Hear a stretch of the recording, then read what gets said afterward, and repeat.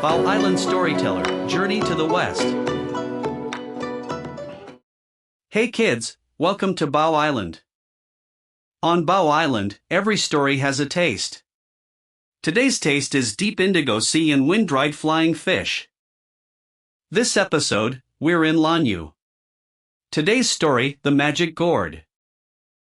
Welcome back to the Bao Island bus. Well, today it's the Bao Island boat.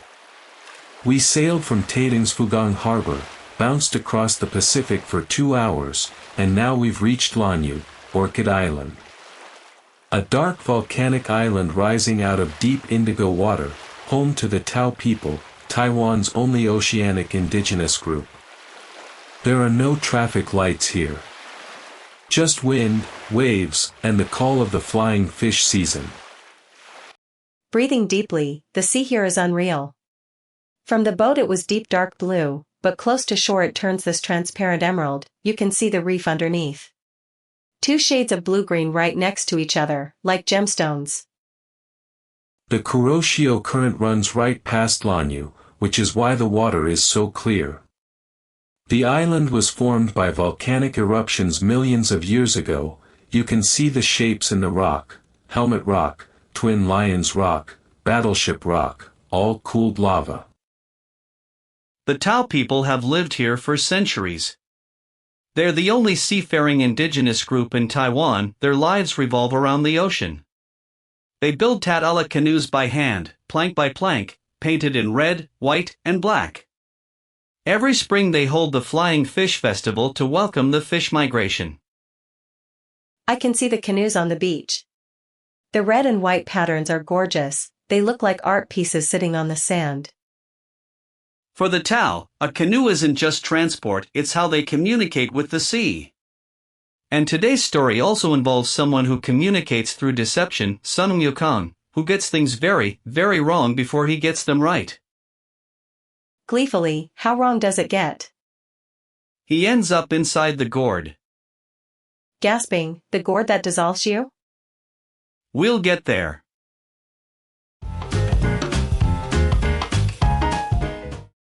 There's something here, something you can only taste on Bao Island. The sea here is so deep and dark it brings creatures from the tropics, and some of them can fly right out of the water. Excited, what is it? Tell me, tell me. Take a guess.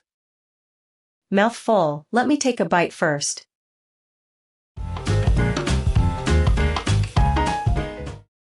Excitedly, first, onion pancake. I bought this in Taitung before we sailed, Hengchun style. The onion pancake that the whole of southern Taiwan knows about. Enthusiastically, okay, so Hengchun, down on the Hengchun Peninsula, grows a specific type of onion that is sweet instead of sharp. Like, genuinely sweet, you can bite into a raw one and it's not harsh at all. The constant Luoshan wind blows the moisture out of the onions, concentrating the sweetness. They mix these onions into a thick pancake batter with scallions and egg and then cook it on a flat griddle in a pool of golden oil. The outside gets crispy and lacy. The inside stays soft and almost creamy. I can smell it from the boat deck. Taking a bite, oh. That sweetness. The onion flavor is completely round, no bite, just this deep savory sweetness. And the crispy edges give you a little crunch with every bite. This might be the most underrated street food in all of Taiwan. Everyone knows about beef noodle soup, everyone knows about bubble tea, but Hengchun onion pancake is the one they should be talking about. High praise. Mouth slightly full, maximum praise. Okay. Sun Wukong ends up in the gourd. How?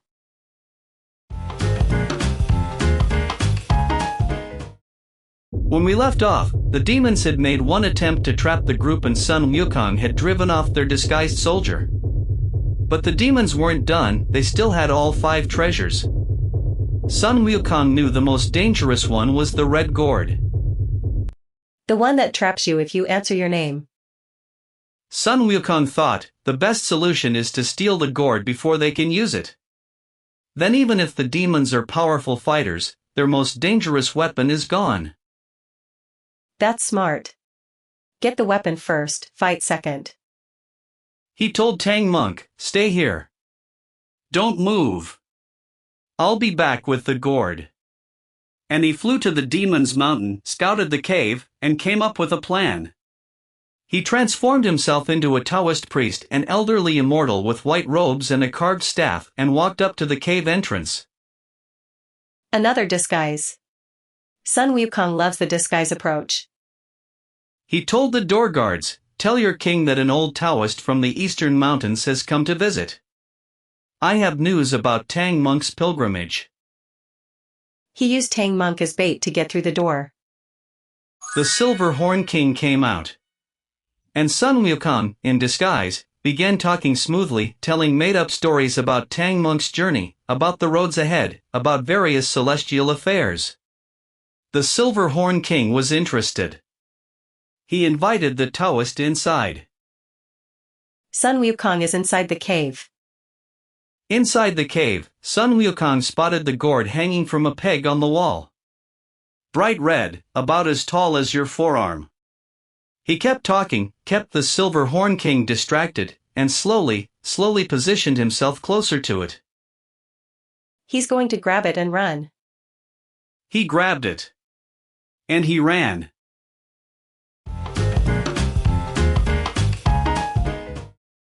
Sun Wukong burst through the cave entrance, dropped the disguise, and flew into the sky with the red gourd. He'd done it. He'd stolen the most dangerous weapon. Yes. That was fast. The Silver Horn King ran out screaming, looked up at Sun Wukong flying away with the gourd, and laughed. Pause. Why is the demon laughing? Sun Wukong was also wondering that. He was already far away. He looked at the gourd in his hand. It looked right. Same size, same color. He shook it, it felt right. He checked it from every angle. Getting a bad feeling, something is wrong. The Silver Horn King called up from below, "Great sage. You have the gourd. Congratulations. But before you keep flying, would you mind telling me, what's your name?" Alarmed, don't say your name. Sun Wukong, flying triumphantly, opened his mouth and said, completely out of reflex, "I'm the Great Sage Ek." Screaming, "No." He said it.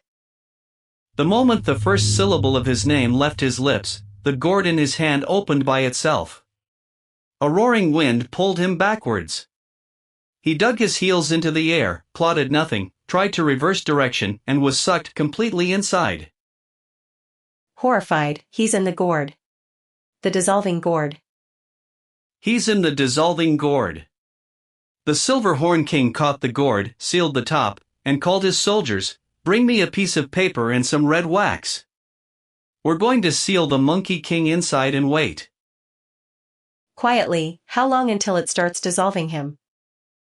Less than an hour. The demon pasted the paper seal over the mouth of the gourd, dripped red wax over the seal, and set it on a table.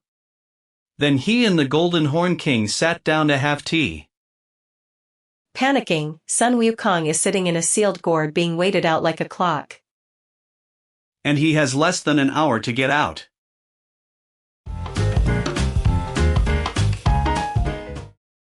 Before we continue, let me tell you about what we're seeing on Lanyu. The Tao people build their traditional houses partially underground, dug into the hillside so only the roof is visible from a distance. This design protects them from typhoons and the relentless Pacific wind. Brightening up, that's so clever. The wind just blows right over the top. And on the beach, the tatala canoes, each one is hand-built from 27 pieces of wood, fitted together without a single nail. The red, white, and black patterns aren't just decoration, each design has meaning in Tao culture. The eye pattern on the bow is said to help the boat see its way through the waves. Lanyu has no traffic lights, no convenience stores on every corner. Life here follows the ocean's calendar, the flying fish arrive in spring, and everything revolves around that season. The flying fish. I actually saw them from the boat. They jump out of the water and glide with their fins spread like wings. Flying fish can glide for dozens of meters. The Tao have been catching them for generations. It's not just food, it's a sacred relationship with the sea. You know what's funny? Sun Wukong is basically in an underwater situation right now. Trapped in a contained space, no way out, surrounded by walls. He's in a much worse container than a canoe. At least in a canoe you're free. The gourd just dissolves you. Significantly worse.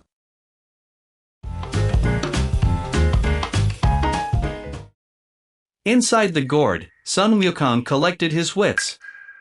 He knew he didn't have much time.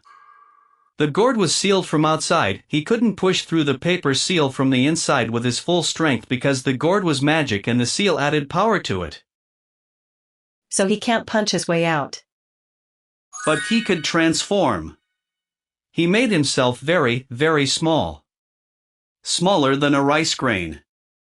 He transformed into a tiny cricket, the smallest shape he knew, and searched the gourd for any gap, any flaw. A cricket. The seal and wax weren't perfect. They never are. There's always a tiny gap between the wax and the paper, or between the paper and the rim. Sun Wukong found one, a crack the width of a thread, and squeezed through it in cricket form. He came out on the outside of the gourd's neck, between the wax and the rim, and then jumped free. Delighted, he escaped. He landed on the table, still in cricket form, next to the gourd, right between the two demon kings who were sitting there drinking their tea. He sat completely still and listened. They don't even know he's out. The Golden Horn King said, "How long has it been?" The Silver Horn King checked, "About 20 minutes. The Golden Horn King said, "Good. Another 30 minutes and there will be nothing left." He laughed. Sun Wukong, in cricket form on the table, thought, 30 minutes. I need a new plan. What can he do? He escaped the gourd, but the demons still have 4 other weapons and an army. He needed to change the situation completely. Just running away wasn't enough. Tang Monk and the others were still on the road, still in danger. He needed those weapons out of demon hands.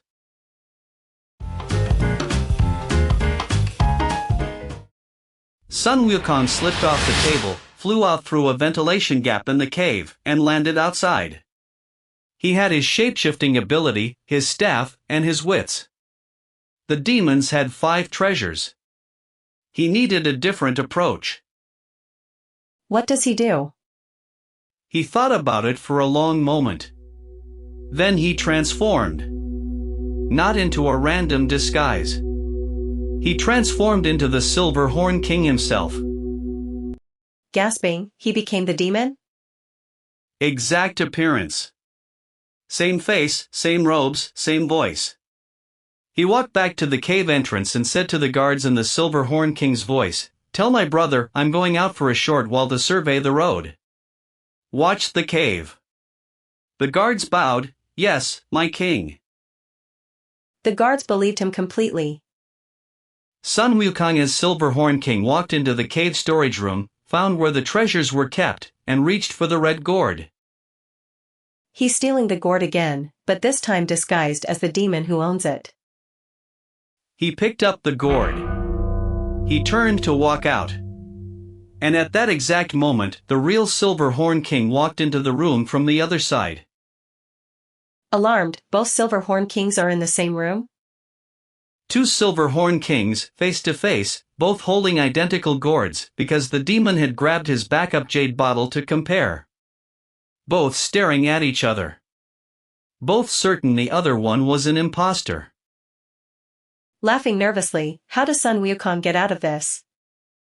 Both Silver Horn Kings started screaming at each other, "I'm the real one.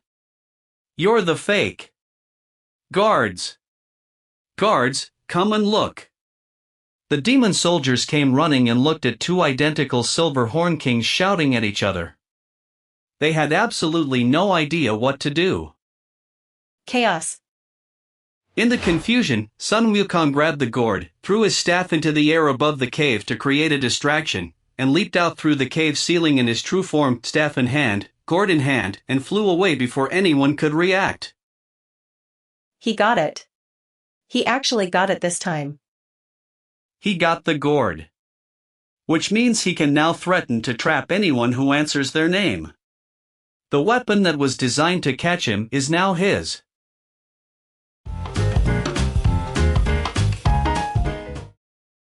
Excitedly, I need to celebrate with more food. Clam soup, fresh from a little shop on Lanyu. The shop owner told us these clams were gathered from the tidal zone this morning. Enthusiastically, look at this broth, it's as clear as spring water. The clams are all open, plump and tender, sitting in this crystal clear soup with just a few threads of ginger. One sip and, oh. That's the sea itself.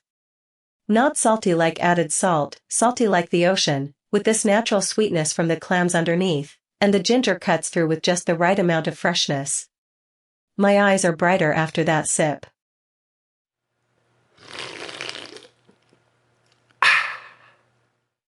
On an island surrounded by ocean, the seafood is as fresh as it gets.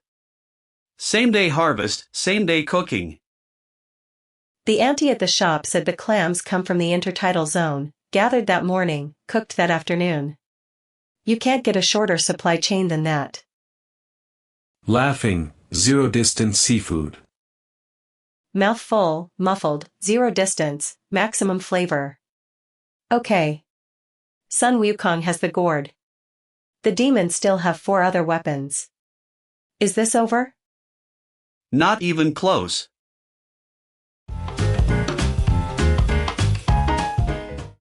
The demons discovered the gourd was missing. The Silver Horn King was furious, he had been humiliated twice. His most powerful weapon taken right from under him. He should be worried.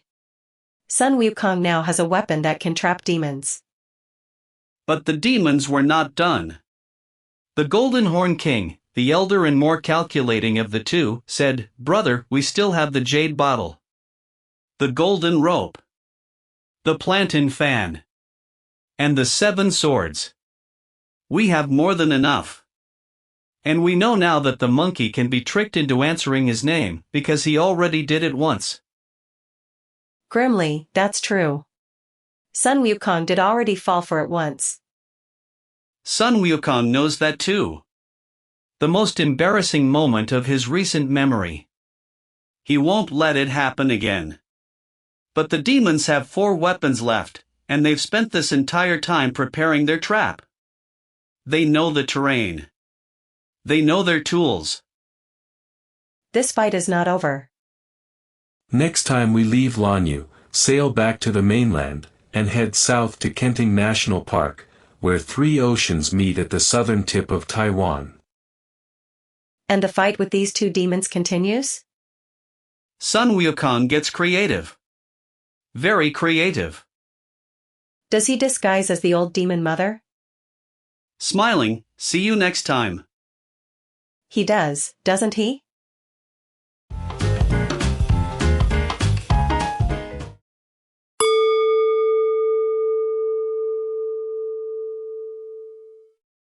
Time to wrap up.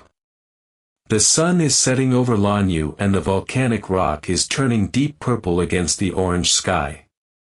The Tao canoes on the beach are silhouettes now, red, white, and black patterns fading into shadow. Today we sailed to Lanyu, Orchid Island, home of the Tao people, Taiwan's only oceanic indigenous group.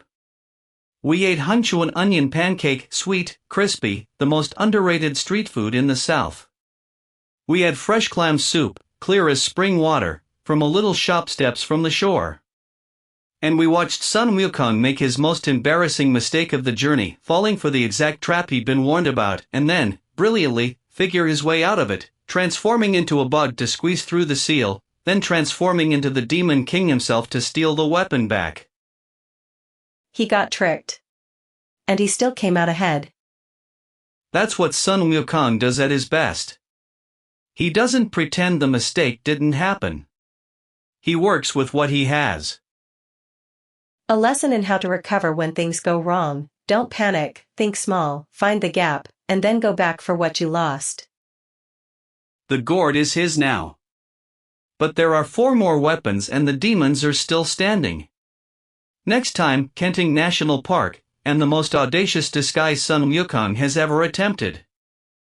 Softly, when you make a mistake, don't pretend it didn't happen, shrink down, find the gap, and climb back out. On Bao Island, stories grow up with you.